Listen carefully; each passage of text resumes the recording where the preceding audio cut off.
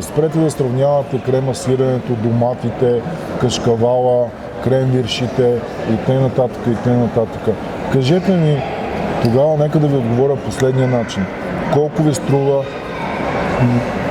билета за метрото, за Лубана, ще кажете, ние имаме месечни карти. Ами в България са месечните карти.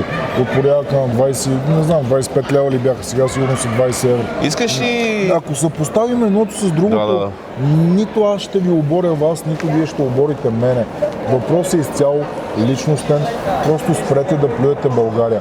Аз, когато тръгнах 2003 година, тръгнах без план, без абсолютно нищо. Това е един огромен риск.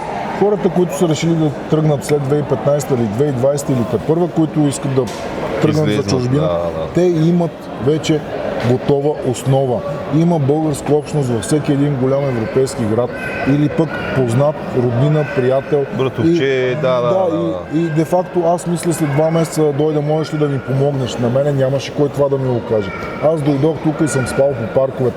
Така че уважавайте наистина хората, които са били тук и са решили да се върнат. Разбирате ли? Сега е много по-лесно да се върнеш. Много по-лесно да се върнеш.